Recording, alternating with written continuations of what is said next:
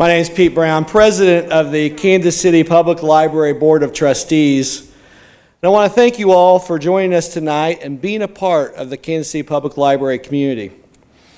And we appreciate you, and especially tonight as you ventured out on a quintessential Midwestern winter evening.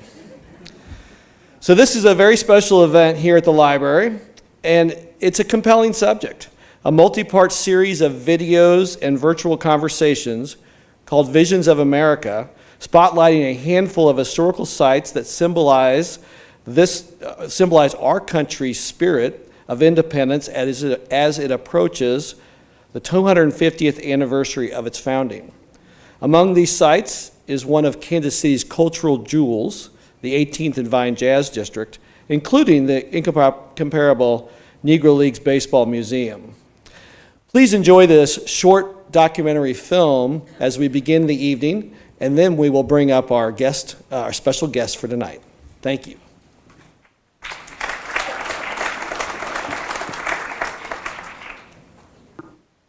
Hello, everyone. I'm Crosby Kemper, Director of the Institute of Museum and Library Services, and welcome to Visions of America, all stories, all people, all places.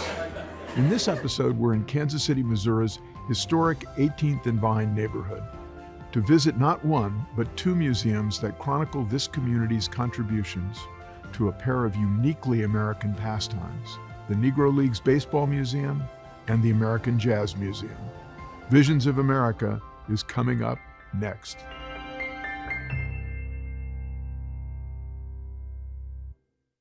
While we've already seen a few truly historic structures as part of our travels to some of the country's lesser known but no less important museums, sometimes it is not as much the space, but the history that is being preserved inside that is the most important. We're here at 18th and Vine near downtown Kansas City, now the joint site of the Negro Leagues Baseball Museum and the American Jazz Museum. But we are also close to the heart of what was in the 1920s and 1930s a cultural explosion of music, baseball, and barbecue that challenged and changed America. Jazz may have originated in New Orleans, but Kansas City developed its own big band style based on riffs, jams, and rooted in the blues, which filled countless nightclubs and dance halls with passionate patrons on a nightly basis. Black-owned businesses were also flourishing in this neighborhood, like the nation's first Black-owned automobile dealership, and the Kansas City Call, a Black-owned newspaper. But perhaps the most successful business that originated here had to do with America's game. This was the home to the Kansas City Monarchs. And today, 18th and Vine is home to the Negro Leagues Baseball Museum, dedicated to telling the stories of those brave Americans who wouldn't take no for an answer. The first person I'm meeting on our visit here is Bob Kendrick, the president of the museum, to get a tour of the exhibits here and talk about this important chapter in the story of America's pastime and how it still continues to resonate in the community today. Bob, it's so great to see you and see you here in the Negro Leagues Museum. And it's an important moment in the history of the Negro Leagues Museum because you're about to do a major expansion. Yes. But I want to ask you this question. Why is the Negro Leagues Museum here in Kansas City at 18th and Vine? And that's a question that is commonly asked by so many of the folks who come to visit us is why is a Negro Leagues Museum in Kansas City? And the answer is actually quite simple, because Kansas City is the birthplace of the Negro Leagues. Right. The leagues were formed right here in Kansas City in this very area that we're a couple of blocks just a couple of blocks away. Yeah. The old Paseo YMCA. Right. The building still stands. Right. We've now designated it as the home of the future Buck O'Neill Education and Research Center. So we're saving that historic landmark and then going to basically go full circle right back to the very building that it all where it started in 1920. 1920. And so we're at the 103rd anniversary of the Negro Leagues. It's a huge importance in American history because it highlights the segregation that was a part of our world for so long, too long, there was black baseball before the Negro Leagues. Absolutely. And then there was something called the Gentleman's Agreement. Can you explain the Gentleman's Agreement? They might not be called gentlemen today. Yeah, the Gentleman's Agreement wasn't very gentlemanly. Right. But it basically was a verbalized doctrine that banned blacks from playing on white major league teams. Again, I find it fascinating. There was nothing written. Right. Just a verbalized agreement amongst players, managers, and owners that essentially said, if you allow a black to play with you, you can't play with us. And that governed Major League Baseball essentially for the next 6 decades until Jackie Robinson re-breaks the color barrier in Major League Baseball. Right. Let's go take a look at the whole of this museum, this great museum, the whole story. Well, I can't wait to welcome you back. Let's go do it. Okay, great. Bob, you have brought us to a special place here. Yes. We're here. I'm leaning on the outfield wall of the Negro Leagues field. And tell me about the field. What's the story of this? There was some thought that went into how we laid out the Negro Leagues Baseball Museum. So the field that you're talking about is called the Field of Legends. And it is a mock baseball diamond that houses 10 of 12 life-size bronze sculptures of Negro League greats. The significance being they represent 10 of the first group of Negro Leaguers to be inducted into the National Baseball Hall of Fame in Cooperstown, New York. So that's how our all-star team was chosen. On the outside looking in is our friend, the late, great John Jordan Buck O'Neill, right? Our most recent inductee into the National Baseball Hall of Fame. The great ambassador of the Negro Leagues and black baseball. And in this capacity, he is managing this great all-star team that we assemble. So what we hope would happen was that our guests would walk in through the turnstiles, peer through that chicken wire backstop, see this incredible display, and we hope it gives them that desire that, oh, I can't wait to get out on the field, walk amongst the statues, take my pictures with the statues. But you see, here at the Negro Leagues Baseball Museum, we segregate you from the field. We wanted our visitors, particularly my younger audience, to at least remotely experience what segregation was like. So in the case of these tremendously talented and courageous athletes, they knew full well that they were good enough to play in the major leagues, so close to it, yet so far from it. So from most vantage points in the museum, you can see the field, but you can't get to it. And the only way that you're allowed to take the field here at the Negro Leagues Museum, you have to earn that right. And you do so by learning their story. Yeah. And as I say, by the time you've bared witness to everything that they had to endure just to play baseball, the very last thing that happens is now you can take the field. Now you can take the field. So, Bob, we have now earned the right to be on the field with these incredibly great players. These guys have become legendary. I think more legendary in their way than most of the great white ball players, with a couple of exceptions like Babe Ruth, who certainly has become legendary. And they are larger than life. And I think that's one of the glories of this museum is a bunch of larger than life folks. And they did. They inspired legions of kids to dream about the possibility of playing baseball. But it seems to me that's the importance of this museum, too, is those lessons, the lessons from these great figures. Yes, and that's what we talk about. We talk about not only the historical aspect that is so well documented and substantiated here. It's a wonderful slice of baseball and Americana.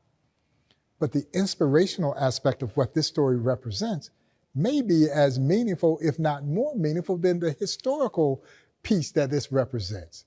And the life lessons that stem from this story of triumph over adversity. You won't let me play with you in the major leagues, I'll create my own league. Right. And as I remind folks, when you stop to think about that, that is the American way. And so while America tried to prevent them from sharing in the joys of her so-called national pastime, it was the American spirit that allowed them to persevere and prevail. What's not to love about this story? It was just a matter of giving people an opportunity to have access to it.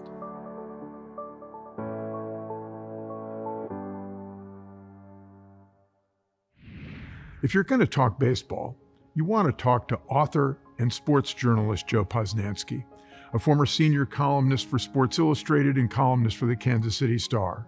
Joe sat down with me during my visit here to help put the contributions of the Kansas City Monarchs, Jackie Robinson, and the Negro National League in perspective.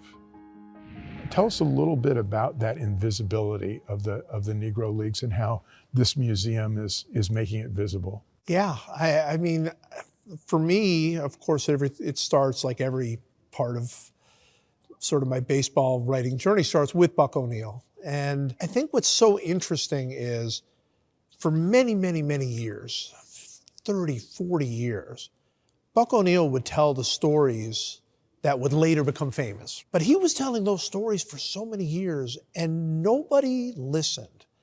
And I got to know Buck sort of right when his fame was beginning to grow. Right. But the thing that always struck me was Buck used to say, I told these same stories. The stories haven't changed. And nobody listened for so long. And I think there was a conscious effort to sort of ignore the Negro Leagues. It's an ugly part of America, right? Is the racism that prevented these great players from playing. And I think a lot of people didn't want to look back. A lot of African American didn't want to look back. There was a real pain in looking back. And Buck is the one that said, no, yes, of course there was prejudice, and of course there was hatred, and of course it was wrong, but there was so much joy, and there was so many great players. Of course, famously, Jackie Robinson That's right. was here for a year. 1 year, Monarchs. exactly. Really a lot less than a year, a few months.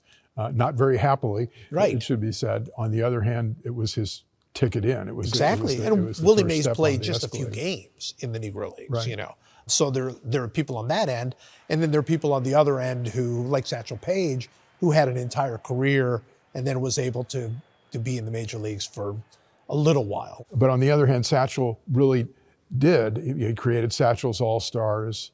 And actually, the Negro Leagues was substantially about that. The seasons were sometimes only 60 or 80 games long. Yeah, the league was just run differently. I mean, a lot of them, there were league games that were usually played on Sundays, doubleheaders, after church. After church, they rescheduled church. Very famously would, schedule church a little early for the games.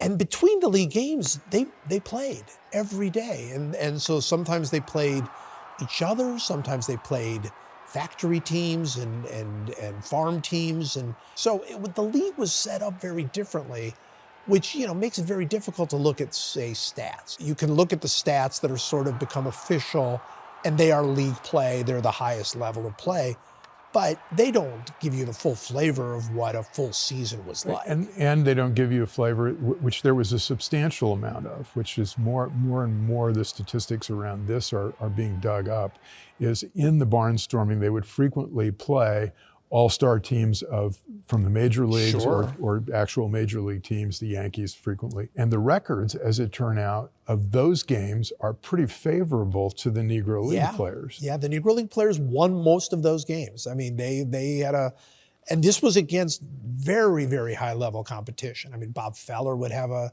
team, Joe DiMaggio would play in these games, Ted Williams would play in these games. So we're talking the highest level. And Buck used to talk about that. Buck O'Neil used to always say, he'd say, well, it's no surprise that we won those games because those games mattered more to us. The greatest players had incredible respect, almost to a man, for the players in the Negro Leagues. And Buck used to talk about that too. He said, not only does sort of game recognize game, that idea, but also they didn't feel threatened, Right. So Joe DiMaggio would say point blank the greatest pitcher he ever faced was Satchel Paige. Of course, as we mentioned at the beginning of the program, baseball is just one side of this story when it comes to preserving the cultural legacy of 18th and Vine. Just a few steps next door, and you're dropped inside an immersive world dedicated to a truly unique American art form, jazz. It's in the American Jazz Museum that I spoke with a few more experts about this community's rich musical heritage. Muriel, I wonder if you would tell us a little bit about why the Jazz Museum, the American Jazz Museum, is here at 18th and Vine in Kansas City. Well, we are fortunate to be part of the community. We are in the area that jazz grew up. And we are so interested in not only the history of our musicians. We say this is not a hall of fame. This is a collection of ideas and dreams that flowered into what became Kansas City Jazz. So because we are part of the community, we are representing the music, the neighborhood, the people who attended these concerts, the people who gave lessons, the people who made the life of these musicians better by being their neighbors and being their friends. And Chuck, the neighborhood was pretty incredible. 18th and Vine was the center of jazz and a whole lot else. One of the reasons that jazz happened here is that Kansas City was known as the most wide open city in America. Why was it known as that? And what was this neighborhood's contribution to it? Well, 18th and Vine was, during the days of public segregation, was the heart and soul of the African American community. Buck O'Neill, great ball player, told me that when someone would come to town from like Lexington, Missouri, and they wanted to find a relative, they would ask where that relative was. Maybe they didn't know where he lived or that person lived. So they would say, stand on the corner of 18th and Vine, and they'll walk by there at some time. And it was, there were clubs here, but also it was the business district. The Lincoln Building, which was established in 1921, formed the cornerstone of the district, and it was a home of offices for professionals, lawyers, dentists, and anything that was denied, anything or service that was denied downtown, African Americans could get here. And the influence of this is important in many larger senses, not just the history of jazz, but the history of literature as well, Arnold. Langston Hughes grows up not far away from Kansas City, and his mother's here. So he ends up coming to Kansas City and experiencing this culture. Clearly, it's important to him as he gets to Harlem and the Harlem Renaissance, which really, in some ways, starts here with Langston, with Aaron Douglas. Lincoln High School creates part of the African American culture, graduating people like Aaron Douglas. What would you say about Hughes and Ellison and their relationship to jazz? Well, I think it's crucial to their development and their work as writers, absolutely crucial. I think one thing that strikes me is that even as a professor of literature, or as a literary critic and so on, we have to see music as being the central art form of Black America. Hughes saw it that way. I think to some extent Ellison saw it that way also, even though he was very interested in all kinds of literature. But Hughes saw it and understood it, and the great task of the writer was to somehow capture the spirit, the virtuosity of jazz musicians in their work. Between 20 and 40, this was the conservatory for jazz. This was where the seeds were planted, where the people learned their lessons, where, it just grew. Of course, then they have to go off and practice their art form. And they went around the world. One of the things that really also set Kansas City apart is there was a really strong music education program in the grade schools and also the high schools. And it was started by Major N. Clark Smith, who was the bandmaster at Lincoln. And Charlie Parker was really the beneficiary of that too. Right. I mean, he played in the marching band at Lincoln, and he played also in the orchestra at Lincoln too. And then after school, there's a long tradition of the tradition being passed on from older musicians to younger musicians. We saw that with Ahmed Al-Din. Mm-hmm. He continued that tradition. Yes. Charlie Parker learned from Buster Smith. And so they passed the tradition on to the next generation. And that's still happening here in the Blue Room. If you come here on a Monday night for the, quote, Blue Monday session, right, you'll see a lot of young cats with their horns waiting to get up on stage. Through the American Jazz Museum, we have Jazz Academy, which starts with junior high school students through high school students. We had a young man who was our intern here, and he said, Miss Muriel, I can't come in on Friday. I said, oh, is everything okay? He said, well, I got a gig tonight. I'm like, okay, all right. And he was just a junior in high school. In the spirit of the dual nature of this building and the two museums it houses, it turns out Arnold Rampersad knows a little something about baseball, in addition to his deep knowledge of literature and jazz. I couldn't pass up the opportunity to ask him about his take on one of the greatest ever to play the game.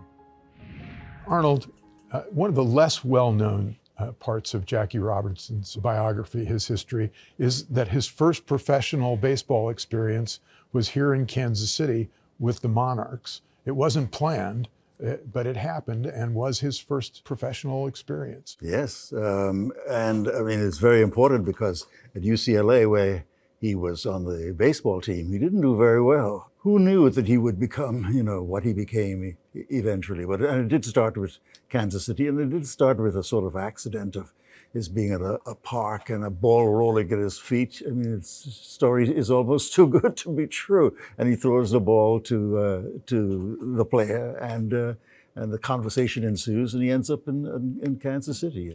So I think there's also one other story in the Jackie Robinson story that is important and that could have ended up ending his having any kind of chance of career. But when he was in the Army during World War II, he was court-martialed. Yes. Because he stood up to a bus driver, and he felt bus driver was not treating him as an officer, which he was. I'm sure the bus driver was not treating him as an officer. And he could have all ended right there, but he stood his ground. And the remarkable thing is that he survived that, which could have ended almost his life, his mature life. And then Branch Rickey went on to choose him. And I think he chose him in part, I would suppose, because of how he comported himself in that situation. But he wouldn't have necessarily been picked for baseball because of his batting average. He was really picked because of his character. His character, yes. While the 18th and Vine community initially flourished in the 1920s, 30s, and 40s, economic hardships hit the neighborhood hard in the back half of the 20th century. But thanks to a renewed investment in this neighborhood and the tireless efforts of those like Reverend and Representative Emanuel Cleaver, 18th and Vine is once again playing the role of vital cultural center. Since no visit to Kansas City is complete without a little local barbecue, I met Congressman Cleaver at Gates Barbecue, which has its own roots in this neighborhood as well, to get both the congressman and our friend Ollie Gates' take on the incredible cultural gifts that the African American community has given to our country. And so, Ollie, 1946, Yes. your father Yes. buys Henry Perry's old barbecue, the Old Kentuck. We've got a picture of it right back here. But the Old Kentuck, when you go back to the 20s and the 30s, it was the barbecue place for 18th and Vine, for jazz musicians. Yes. And they used to come and play. It was a combination. Right. Yeah. It was a club. Speakeasy. And I mean, you're still today. You can get good liquor here at the Gates Barbecue. Yes. I used to like But going. it's legal today. It's legal. Oh, that reminds us. Yes, that was prohibition in those days. And though you've expanded way beyond 18th and Vine in many ways, 18th and Vine is still a home. Oh, absolutely. And the two of you together have been the two people who have tried to rebuild 18th and Vine, the Negro Leagues Museum and the American Jazz Museum. What can we do to tell the world about 18th and Vine, which was so important to the music of this country, and we fed baseball players in the Negro Leagues out of Old Kentuck and elsewhere? How can we tell the world about its importance? The world probably does not understand where some things came from, and what we need to do is make sure they're connected with Kansas City. For example, the Negro Leagues were formed right off of 18th and Vine at Paseo YMCA, the home of Charlie Parker. Kansas City, right here. Count Basie made this his home. Satchel Paige made this his home. And Buck O'Neill. And it could go on and on and on with great jazz players, and I think when you connect all of that, it was done in the middle of an African American economic center around 18th and Vine, where, you know, if you think about it, there were black businesses back in the 1940s and 50s that were successful. A huge amount of black businesses, the hotels, barbers, tailors, you name it, all kinds of retail. The first black automobile dealership was owned by a black man, was in Kansas City. You're absolutely right. It's a very important place for small businesses. It's the only thing in this country that's known nationally. Yeah, 18th and Vine. Absolutely. And Internationally. black culture in this city and in this country has made such a huge impact. And it's in food. Barbecue is my favorite version of it, but there's lots of other things as well. Jazz, baseball, politics, the movies, TV, etc. We're coming up to the 250th anniversary of the country. How do we celebrate that? How can we use that celebration to celebrate the things that we've just been talking about? This is an area rich with history, and we ought to exploit it. I think people all over need to know some of the characters in Kansas City. Seldom Seen was a character in Kansas City. Jay McShann, all these magnificent jazz artists lived here, and 18th and Vine jumped and jumped and jumped, and there are a lot of us who believe there's still some jump left. So, you know, jumping is of course a jazz term, but it's pretty much a term for any live culture, including cuisine, including food. So, is it still going to jump, Ollie? Oh, so I'm with you. Okay. I don't have much longer here, but the time that I have. You look in pretty good shape. I Yeah, gotta for say. 91 years Right, old, pretty 91. good shape, Yeah, but you still use bet. that term 91. The story of 18th and Vine is a civil rights story, a story of courage and the enduring power of sports and music to fulfill American dreams, dreams of freedom and equality. This is a community that has seen its fair share of ups and downs, and like any good comeback tale, it's clear after a visit here that this neighborhood story is still being written. I'm grateful to all our guests for providing some heartfelt insights into the vibrant history of Kansas City's African American heritage, and I hope that you made a few of your own discoveries along the way as well. After all, that's what museums and libraries are for. I'm Crosby Kemper, and I'll see you next time for another episode of Visions of America, all stories, all people, all places.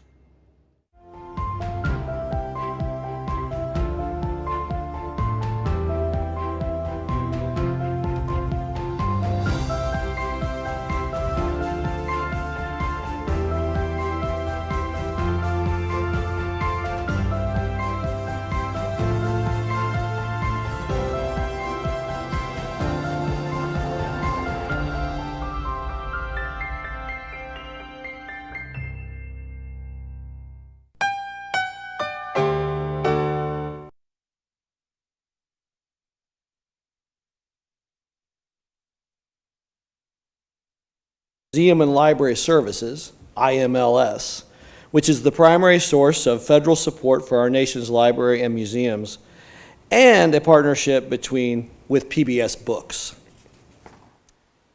And what makes tonight truly special, though, is that it's a homecoming. We welcome here IMLS current director Crosby Kemper back to the library. Last month, on December 5th, we began a year-long celebration of the 150th anniversary of the library's founding in 1873, and we'll be hosting a series of events throughout this coming year.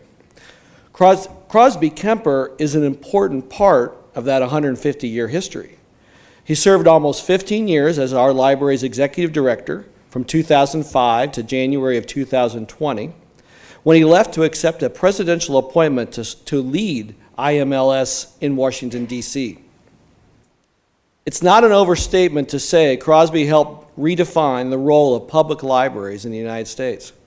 He made special events programming, programs like tonight's, a nationally renowned signature for this library. He helped establish the Kansas City Public Library as not just local, but also a state and national leader in the promotion of digital literacy and access. And our library system became one of the first public libraries to extend outreach efforts with the appointment of a full-time refugee and immigrant services manager. It partnered with Kansas City Public School System to provide all students with library accounts, allowing them to check out books and other materials, access online resources, use library computers, and have items delivered to their schools. Consequently, his tenure saw the library earn an array of awards, most notably the IMLS National Medal for Museum and Library Service, the nation's highest honor for institutions that make significant and exceptional contributions to their communities. Crosby himself was a recipient of the Difference Maker Award from the Urban League of Kansas City, as well as the William F. Yates Medallion for Distinguished Service from William Jewell College. Crosby has served on the board of the Kansas City Symphony, the Black Archives of Mid-America, Union Station, Kansas City, the Heart of America Shakespeare Festival, the Rabbit Hole, and the Thomas Jefferson Foundation, which operates Monticello. A graduate of history from Yale University, he was a contributor to and an editor of an illuminating Churchill biography, Winston Churchill, Resolution, Defiance, Magnanimity, and Goodwill. It's no surprise that Crosby was ultimately called to Washington to lead IMLS. You know, when your country reaches out with a presidential appointment, you answer the call. We're grateful for his service in this role and say thank you as he wraps up his 4-year term as director at the end of this month.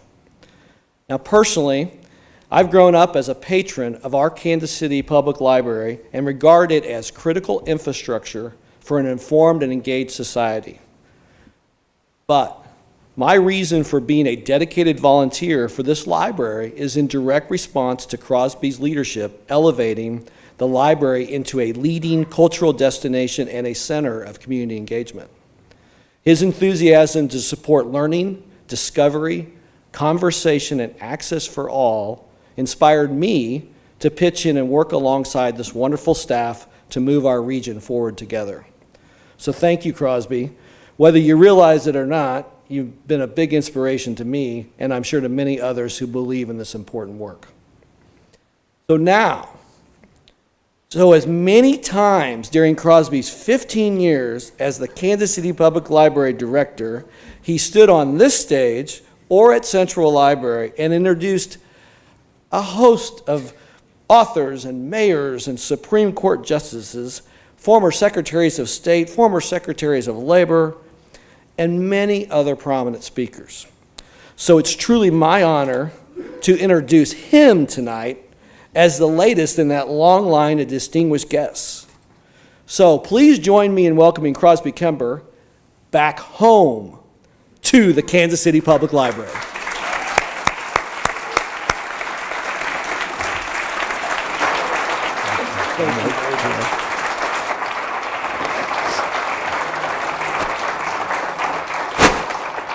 Thank you all. Thank you, Pete. It's so great to be back here. It is back home, and to be in this space in which I've spent a lot of my life, some of the high points.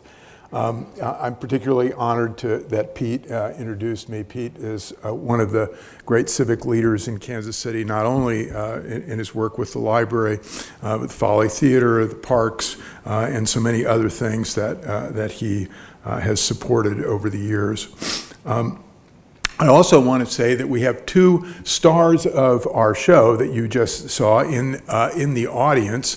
Chuck Haddix, I think, somewhere in the back. Take a bow, Chuck. Knows more about Kansas City jazz than anybody else, I think. And the person who I think, in a way, was the hero of the entire series. I think he put it better than anybody else about the American spirit. Bob Kendrick of the Negro Leagues is here. Bob, stand up.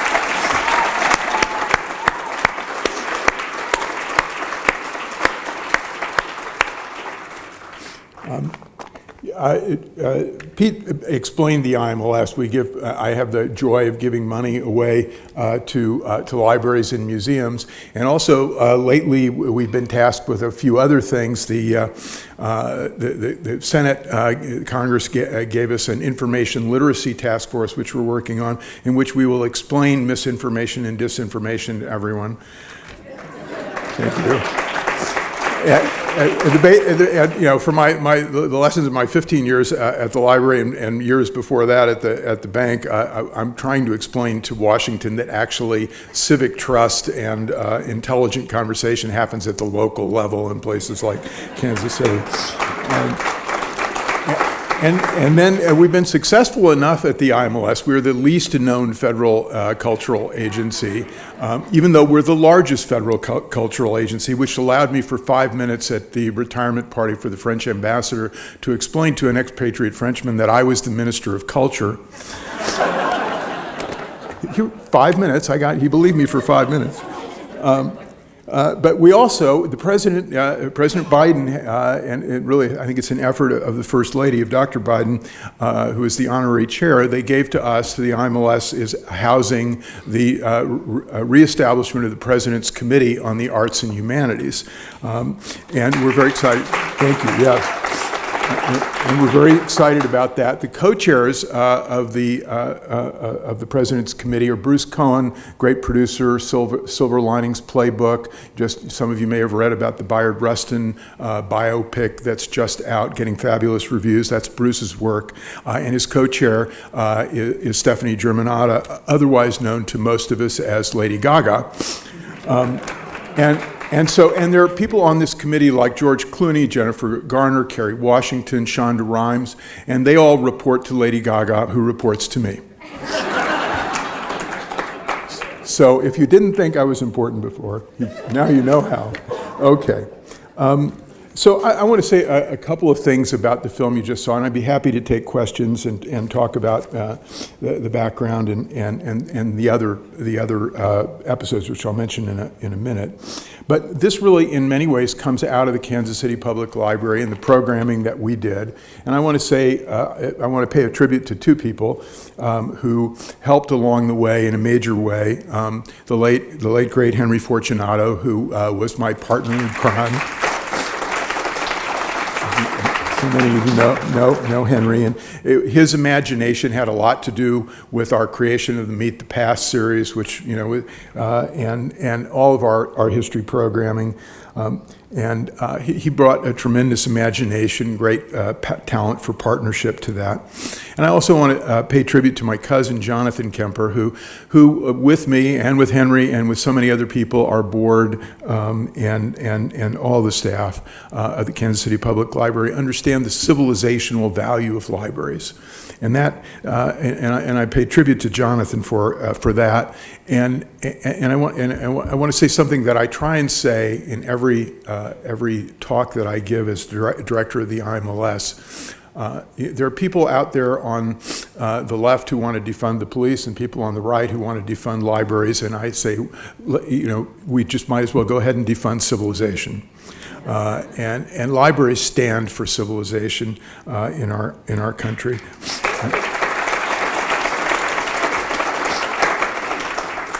And the other origin of this is when I came to the library, one of the things that surprised me with the library district was actually a majority minority. It shouldn't have, I suppose, but it did surprise me. A majority minority, 43% African American, about 12% Hispanic, and growing. That number has grown.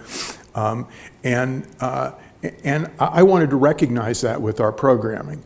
And so we brought John Hope Franklin to the library, who was a friend of late great Beverly Jarrett, the editor of the University of Missouri Press. They were fishing buddies, and a huge crowd turned out that was an integrated crowd, half black, half white, and there may have been a few of you who were there. John Hope Franklin told us amazing stories.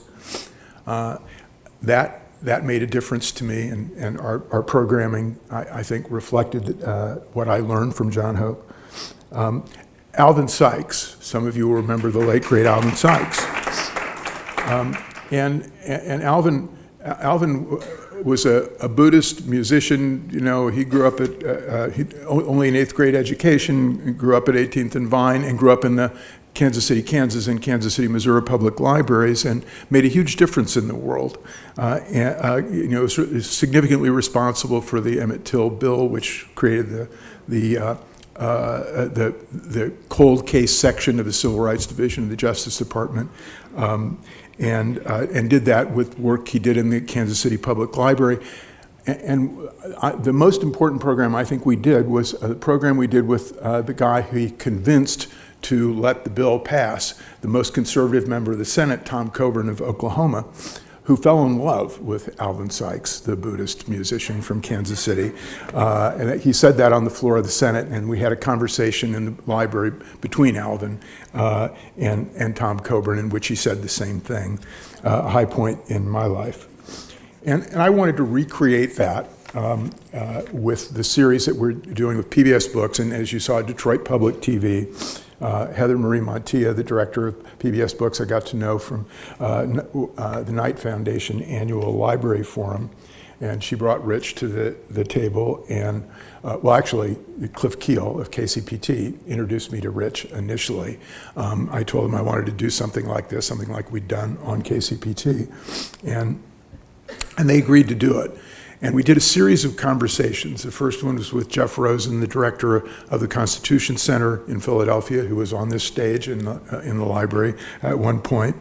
And Danielle Allen. I want to pay tribute to my friend Steve Wolfik at the library. Steve introduced the library to Danielle Allen. We brought Danielle Allen here. She's a Harvard professor who's probably the leading person in civics education in this country. And America 250, the celebration of the 250th anniversary of the Declaration and the founding of the country, I think will be significantly informed by Danielle's work. Yuval Levin at the American Enterprise Institute. We did a joint conversation with him and Danielle. Danielle is sort of center left, he's center right, and they're both eloquent defenders of the need for civic education in this country, and bringing people together. And so we decided to do this based on the idea that there are untold, unknown stories, particularly from the side of America that haven't been completely included in our story, in the American story. That's why all stories, all people, all places. And we initially went out to Freedom Tower in Miami. I liked the name, Freedom Tower in Miami. The first episode, fully filmed episode, that we did a conversation with Danielle. We did a conversation with two African-American historians, Professor Matthew Delmont and Professor Jeffrey Sammons, on the anniversary of Truman's desegregation order, and talked about African Americans in World War I and World War II. One of the stories that we tell there, that's on a Zoom call, if you will, and it's part of the background of the series, which you can see online. But part of the story we wanted to tell was the story of Henry Johnson. And there are probably a few of you in the audience who may have known Herman Johnson, who was a great civic leader in Kansas City, African-American businessman. And Herman thought, as it turned out, probably not truthfully, but not a true story, but he thought that a guy named Henry Johnson was his father. And Henry Johnson was known as the Black Sergeant York. There's an incredible story, which Jeffrey Sammons tells in our little video, in which he fought off an entire regiment of German troops in World War I, and finally got the Medal of Honor, partly because of Herman Johnson in Kansas City, and a lot of people he enlisted, including me, in Kansas City and in St. Louis, and senators from Missouri. He finally got the Medal of Honor in something like 70 years after his death. So we tell that story. And then the first fully filmed, fully produced story we did was from Freedom Tower, the story of the 640,000 Cuban exiles who came to the U.S. in the 60s. And we interviewed Ada Ferrer, the Pulitzer Prize-winning historian, Carlos Ayer, the National Book Award-winning historian and memoirist, who wrote his great memoir and was in the Kansas City Public Library, Waiting for Snow in Havana. And we tried to do a meal with each one of these. That was one of our ideas. We went to the restaurant Versailles, which is the home of culture in Little Havana, much as we went to Gates Barbecue in this, and sat down with a group of Cuban exiles, and Alberto Ibargüen, who's a former publisher of the Miami Herald, and the director of the Knight Foundation, and had a great conversation over some Cuban food about Cuban American culture and the freedom that they came to and the culture that they brought with them in the 60s. And then we went to the Wing Luke Museum in Seattle. And there I wanted to tell the story, and I picked up a book the first time I visited Wing Luke. It's the only Pan-Asian museum in the United States, so all Asian Americans, so Filipino Americans, Japanese Americans, Chinese Americans, Sri Lankan Americans, who knew? And I wanted to tell this story about the Nisei Regiment, and I picked up this graphic novel by a guy named Larry Matsuda, whose parents, he grew up in an internment camp, and so he knew the story from that point of view. And I got Larry and Beth Takakawa, who'd been a board member of the IMLS, who'd created the Wing Luke Museum, to sit down with me and tell the story of the Nisei Regiment. And some of you may know a little bit about this, Japanese Americans fighting in Europe in World War II. What you may not know is that these were boys who volunteered out of the internment camps where their families had been sent after being forced to sell their businesses and their homes and go to live what were, concentration camps. They volunteered for what became the Nisei Regiment. Fought in Europe, all over Europe, and became the most decorated regiment in American history. Sorry, it's an emotional story. Most decorated, 4,000 Purple Hearts for one regiment. And so we tell that story, and also interviewed Gary Locke, the first Asian American governor in the lower 48.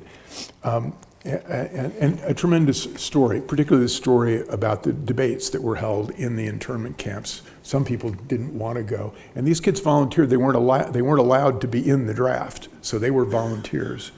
And then we did Kansas City, which you've seen, and last but not least, we've just finished filming a Native American story. We did our board meeting, my last board meeting of the IMLS in Phoenix. And we went to the Heard Museum, which is a great Native American collection. Some of you will know the Heard Museum, and interviewed David Roche, the director there, talked to him about the collection. But I really wanted to do this, and PBS wanted to do a Native American version of our story, because there was a guy that I've gotten to know in my job at the IMLS. We do a lot with Native Americans, with the tribes. And the person I'd really gotten to know, who I think very highly of, is a guy named Walter Echohawk, a Pawnee, who has run the Native American Rights Foundation for the last 40 years. And he is responsible for most of the changes in American law that have benefited and restored Native American rights in this country, and you'll eventually be able to see that. And I also interviewed Phil Deloria, and Phil is a Harvard historian who is also on the President's Committee on the Arts and Humanities, as in fact is Arnold Rampersad, whom you saw. And Phil himself, part Native American, has written a book called Indians in Unexpected Places. And it's a great book. It's very funny. It's full of great stories. And I wanted him to tell the stories, particularly the story, sports has been a part of this in a big way.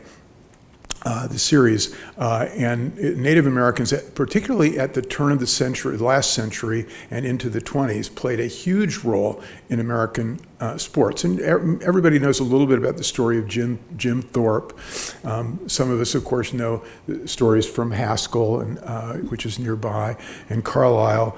But he tells there's this wonderful, unbelievable history, and he relates it to the fact that it's only 10 to 15 years after Wounded Knee, one of the worst moments in American history, certainly for Native Americans. And it's an extraordinary story of resilience.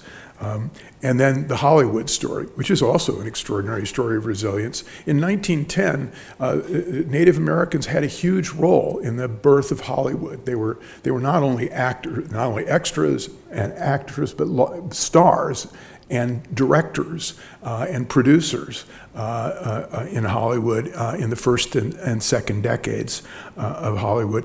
So important that I got Phil to tell this story. I hope it makes the cut. We haven't done the final cut of this. The great story that Native Americans were so important in Hollywood that in 1940 a group of Native Americans got together and petitioned the federal government to be recognized as the Hollywood tribe of Native Americans. They were turned down, but. So I would just like to finish about this series and talk about the heartland spirit that I think you see in the one we just showed, which I wanted to do something that rises above our divisions and our polarization in this country, and at the same time tells the hidden stories, the stories of people who weren't included in our story in most of the previous evocations of American history, the previous centennials and bicentennials, et cetera.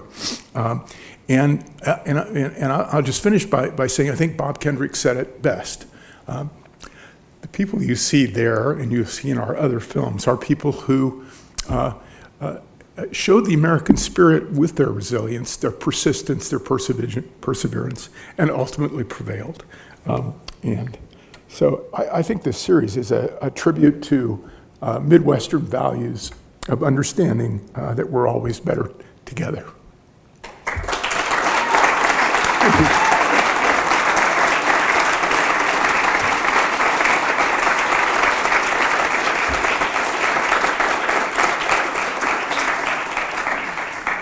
I would be happy to take questions or ripe fruit. Just a quick reminder, one change since Crosby was last year. With the live streaming that is happening now, if you would, please use the microphones at the front so the folks watching at home can hear the question as well as the answer. Thank you. Yes, sir. Hello, Crosby. I'm Tom Esselman. Tom, yeah, how are you? From Connecting for Good, and more recently, PCs for People. I would now consider myself a digital equity advocate. Very good. What the heck is digital equity? I think a lot of people know you for your expertise in history.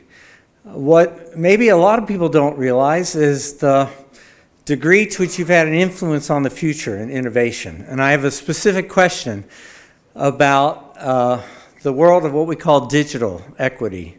And I wonder if you could just comment on the role of libraries in general, but also on the specific role of the Kansas City Public Library in the advancement of digital access and digital learning and how important that's going to be going forward. Well, Tom, thank you. And Tom himself has done a lot of work on digital equity and a leader in Kansas City and even nationally. The library,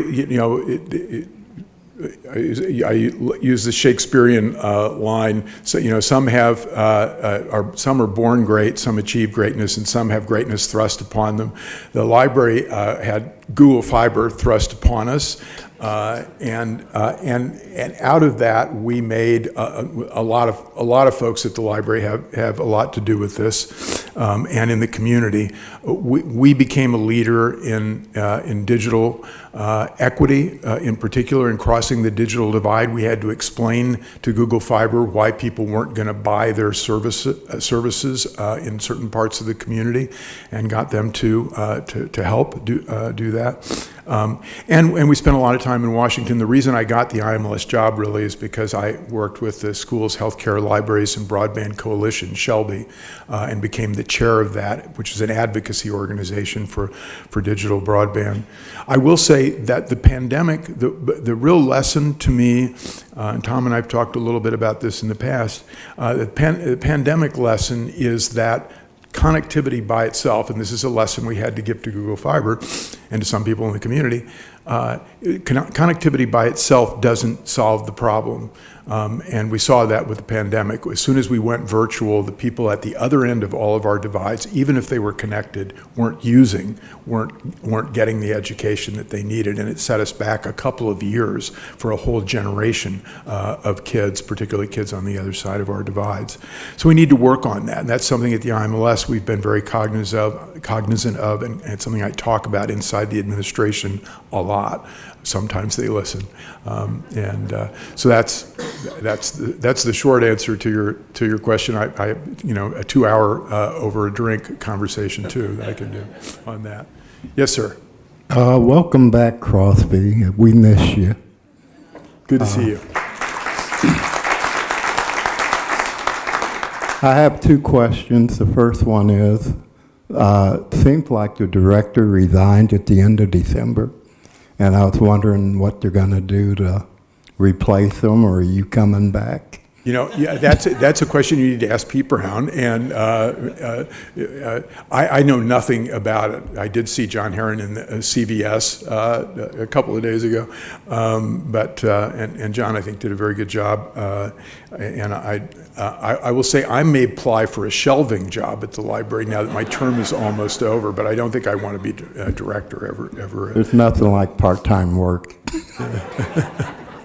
And the other question is the book going to come out as a tabletop book? We don't have a book planned for this, so probably no book unless there's huge and overwhelming demand. Oh, no. Go ahead. Hey, my name is Mike, and first, thank you for your heartfelt remarks and for your government service. Thanks. Two, as somebody that grew up here and just moved back from Washington, D.C., I was wondering if you might give us recommendations for what we can do locally as somebody here who just moved back and wants to get civically engaged. Like, what can we do to preserve this jewel of like our local community, but also nationally, given like the threat of, funding and removal of this, removal of books beacon and things of civilization. Like that. Yeah. So support your local library. Number one. There are also a lot. Yes. And it's a tough time. I promised myself I wouldn't talk about book banning, but I will, because I think Jay Ashcroft, who's the Secretary of State of Missouri, is an old friend of mine, and interestingly enough, Republicans, Roy Blunt, Matt Blunt, and Jay during his first term as Secretary of State have been good to libraries. Roy actually moved libraries under the Secretary of State's office, and Roy and Matt Blunt are two of the best read people I know in the world. But Jay lately has been running for governor, and I've written him a letter about this, so this isn't behind his back, in which he said he has stopped librarians from giving pornography to our children. Well, there are no librarians in the state of Missouri giving pornography to our children.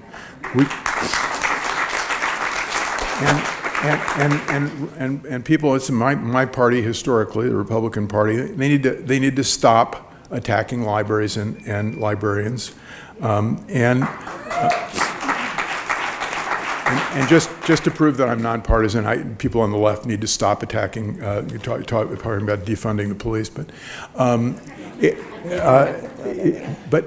libraries are a center of civilization in this country, and librarians are doing their best to serve the whole community, not just one part of the community, and we have to remember that. So I think support for the library at this time in our country's history is really important. I will say also, if you're interested in preservation, if you're interested in 18th and Vine, support the Negro Leagues. Bob's got a $20 million campaign, I think, for a new building going on. Support the Jazz Museum, support the Black Archives, support all the activities of the Westport Historical Society, Historic Kansas City, et cetera. Those organizations are doing the things that we need to have done to preserve this city's history, its great history, its history black, white, brown, and red, and so that's my suggestion. So, yes, ma'am. I was going to have a question, but in the interest of time, I'll make it into just a comment. And it grew out of the video that talked about the stats. I remember some stats coming out, baseball, not too long ago, and I didn't agree with most of them. And the comment was made there, the problem, because of the 80 games that the black players played and the more that the white players played. I think, and my comment is that when they redo those stats in the future, if they did not consider the fact that those black players were riding on buses and staying wherever they could and had to get up the next day to play, Right. if they didn't include that in the stats, then my request is that in the future, because we talk about the future, they redo those stats and consider all of that. Thank you. We're so right. And, Joe Posnanski was in the film, and I'm really honored by Joe's involvement, and Bob helped do that. And in Joe's book, both his book, Soul of Baseball, which is a book every American should be required to read, and in his 100 Greatest Baseball Player book, he talks about the stats and the meaning and how we'll never really know. But there's one stat that I like repeating. I think I've got it right. Bob will probably correct me if I'm wrong. Is after the integration, after Jackie Robinson got to the major leagues, of the first 12 most valuable players, 9 of them were African American. Crosby, Yes, I think we'll finish up with these two unless somebody comes up that you just can't say no to. Okay. I don't know what you're going to say in response to what I say. I think your family was involved in banking. Yes, some members of my family, the black sheep, are still involved in banking. A lot of this was about racism and racism in Kansas City. Yep. And, recently PBS did a special about J.C. Nichols, a pillar of our community, and it wasn't very complimentary. Right. But you were in banking in the 50s, or your family. Yeah, I was very young in the 50s. Yeah, I don't mean to say, yeah. But what are your thoughts on your family's involvement in banking and Sure. the issues? So I have a speech I can give on this. In fact, 10th anniversary of the 18th and Vine, of the Gem, et cetera. I gave a speech on this very subject. So I say a few things. We were a racist country, and white supremacy was a major thing in this country for a long, long time. There were people from fairly early on in the 18th century who fought against that, white people who fought against it, Quakers, some of our founding fathers did. Probably a majority of our founding fathers realized that slavery was wrong, including some who owned slaves and were enslavers. So it's a complicated history, and in Kansas City, J.C. Nichols is fairly complicated. The covenants, which played a role, I'm sure, in that. I haven't seen that video yet. But the covenants that J.C. Nichols was one of the first to do in suburban development that excluded not only blacks but Jews, is a sad American story. Now, it's true that J.C. Nichols actually started to understand what was wrong with those covenants and started to understand that he couldn't do the covenants, and there were various court cases, et cetera. But he died before the Civil Rights Revolution really came to Kansas City, and one can only speculate would he have turned to the light. I hope he would have. There are a lot of people in the community who worked for racial harmony. There were moments of racial harmony, even before the 20s. Part of the story that I told in my speech at the 10th anniversary was about a guy named Nelson Cruz, who was the leading publisher of the leading black newspaper, the Kansas City Sun, and he was an important person in Kansas City when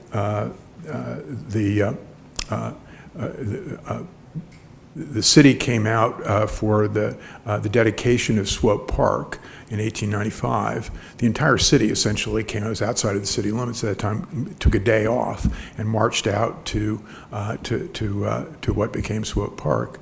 And it was Nelson Cruz they invited to give the speech that day. And he also spoke at one point to the Missouri legislature, and the story is told that his speech in 1903 the Missouri legislature kept Jim Crow out of the railroads in Missouri, which is kind of a major surprise given Missouri's history, racial history. So there are moments like that in our history, and one of the things that I wanted to do with this series was to tell some of the people who got it right, even while the bad things were happening. We had some race riots over real estate in Kansas City in the 20s and 30s where people were killed trying to move in from one neighborhood to another. We had a couple of riots like that where people were actually killed because they wanted to move into a neighborhood. And so I wouldn't want to, if you'll pardon the expression, whitewash anything or anybody. But I think we also need to tell the whole story. In the library, we spent some time at the anniversary of the 1968 riot, the assassination of Martin Luther King, Bobby Kennedy, et cetera, and what happened in Kansas City at that point, which was a turning point in our racial history. And we're still working on that. We haven't gotten it right yet, but there's been a lot of progress since then. So in terms of the bank, I will say this in defense of my ancestors, and I said this at the 10th anniversary as well. My grandfather, Crosby Kemper Sr., was one of the early people one of the early bankers. In fact, he claimed to be the first, and I have not. I'm not sure one could prove that. Be the first person to do installment lending on automobiles in the early 20s, 1920, 21. He started doing that, and he was at 18th and Grand doing that. And some of you will know that along Grand and along Truman Road were most of the automobile dealers in Kansas City at that point. And of course, on the other side of those automobile dealers was the African American community. And so at least it's a story we tell, and there's some evidence that it's true, is that my grandfather became the first white banker in Kansas City to do installment loans in the African American community. So. And I got to pat my father on the back too. The Ministerial Alliance and the Ministerial Alliance, I'll just leave it at that. I think Legal Aid was also a part of it. Did a study of racial lending lending based on race in Kansas City, and they showed that there was, in fact, Troost was a significant dividing line. That very few loans were made on the other side of Troost. There was one banking institution, this was done in 1980 or 81, I think, 79, maybe it was 79. There was only one financial institution where they couldn't show that there was any racial bias in the lending, and it was UMB's predecessor, City National. So I say that for my father. So, last question. I just first of all want to thank you for reading my thesis about riots. Which was really interesting. Well, thank you. Yes. That brings me to my question. Riots, like wars and things like that, are bad, and they're very unpleasant. And you're a kind of an optimistic individual overall. How do you marry unpleasantness? How do you tell that story of unpleasantness, which would be riots, wars, what have you, with an optimistic vision? How do you marry the tragedy with the optimism? Well, that's a great question, and it is sort of what this series is supposed to answer. Is we're trying to tell the truth. I mean, the truth about 18th and Vine is that it was a segregated city, and there was segregated institutions, and there's a kind of ultimate prevailing, and there are individual stories where the individual certainly is a tragedy. So we're trying to tell a story of perseverance that leads to prevailing. I will say, having spent 4 years in Washington, D.C. now, I may be less of an optimist than I was before. but they're still, great people, on both sides of the aisle. I've become very friendly with Senator Reid, Jack Reid, the liberal Democrat from Rhode Island. I've gotten to know a guy I did know before, but I've gotten to know him much better, Jerry Moran, senator from Kansas. And, we were talking about our information literacy task force and what we're trying to do, and we're trying to focus on the local level, information at the local level, and using the pandemic as an example. And we were talking about vaccination, and Jerry said, the solution is the solution that each of us individually usually has with a medical problem. You go and ask either the person who delivered you or delivered your baby. And I thought that was a piece of wisdom that I've used with Democrats and Republicans in the House and the Senate. And I find when you start talking about the right things, when you start talking about libraries, when you start talking about jazz or baseball, when you start talking about how you help people during a pandemic, a lot of the partisanship goes away. It doesn't all go away, and we know that, and we've seen that. But with a lot of people, it does go away at the right moments, and people want to do the right thing. And the important part of that, it seems to me, the real lesson is being face to face. When Joe DiMaggio played with the black players, he met the black players. He got to know them. Ted Williams, one of the programs that I did with Bob at the Negro Leagues from the library was to interview Ted Williams' daughter about her biography of Ted Williams. And Ted Williams was on the baseball team that was the last baseball team to integrate, the Boston Red Sox. But Ted Williams was always a friend of the black players and looking out for them in Florida, during the winter leagues and spent a good part of his life. He was known as a curmudgeon. The fans didn't like him in Boston. What's not to like, geez Louise, but they booed him in Boston, et cetera. But he was a friend to the black players. And telling that kind of story, it seems to me, is important to remind us of how important our humanity is in moving forward in the world. So thanks for the question. It's a great question. Thank you all.